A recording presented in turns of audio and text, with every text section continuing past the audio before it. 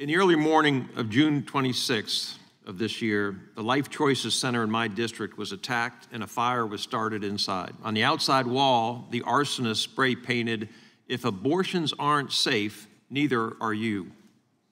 According to its website, Life Choices is a Christ-centered ministry that offers free services related to pregnancy and sexual health, information on reversing the effects of abortion pills, and post-abortion support for guilt, shame, anxiety, and depression.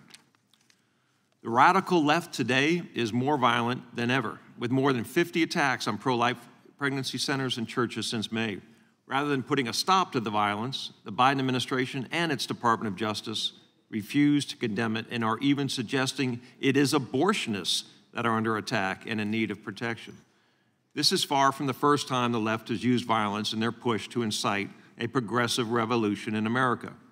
From the assassination attempt on Justice Brett Kavanaugh to growing attacks from Black Lives Matter and Antifa on the back of mass riots, vandalism, and arson in 2020, the left has all too often chosen violence, with elected Democrats and pundits all too happy to run for cover for the extremists in their own ranks. As Jane's Revenge, a leftist group that took credit for firebombing pregnancy centers in Wisconsin, New York, and Oregon, said, "It's open season on America's pro-life institutions, with other groups even putting bounties on conservative Supreme Court justices." Meanwhile, DOJ continues to target conservatives, including 9 pro-life activists in February for protesting in front of an abortion clinic, something normally treated as nuisance trespass, but which is being treated as a serious felony for those protesters. My friends across the aisle seem to think they can bend reality to their own whims if they only repeat the same radical talking points long enough.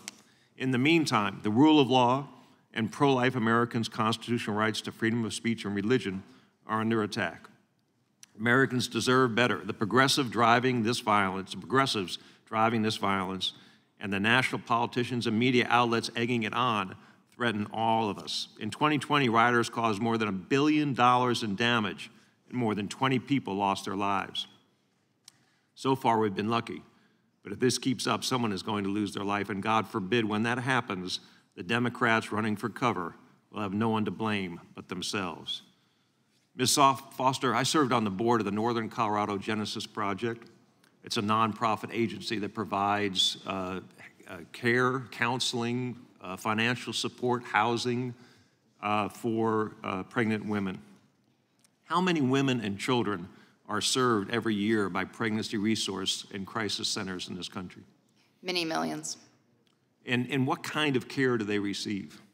All kinds of care: material support, resources, training, housing if needed, diapers, clothes, formula, you name it. If the woman is in need of it, 76% of women say that they would choose to parent if their circumstances were different. So this hearing should be about making those circumstances different, helping them improve their circumstances and find a fulfilling life. And that same statistic, I would assume, includes adoption, the ability for a woman to make a choice about having a baby and then giving that baby to a family that can have children. Actually, it doesn't. That would be above and beyond the 76%. Great. And so some of these are religious institutions and some are not. Is that true? That's true, yes. And the secular institutions, do they receive taxpayer funding at all for their services? The vast majority of pregnancy centers are entirely volunteer, are funded by donations.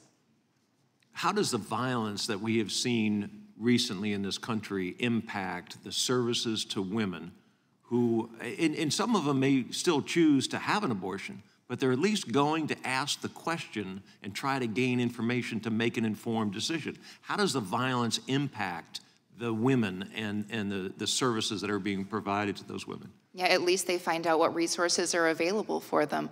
Actually, a couple of days ago, I was privileged to go visit one of those pregnancy centers here in DC that was tragically vandalized, and they were sharing that they had to hire security.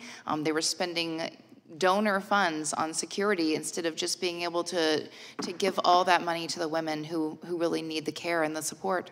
How does the Biden administration's lack of support impact that? They need funding. They need more ability to get to those women. The time of the gentleman has expired.